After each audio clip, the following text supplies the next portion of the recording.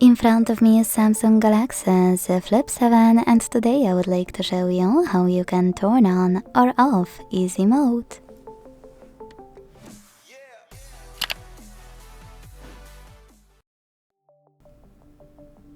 You need to start by opening settings and scrolling to hit display.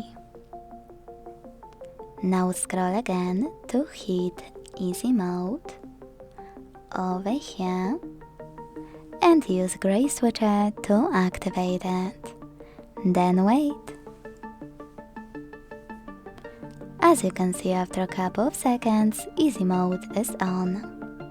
If you want to switch it off, go back to the same settings and tap on the now blue switcher.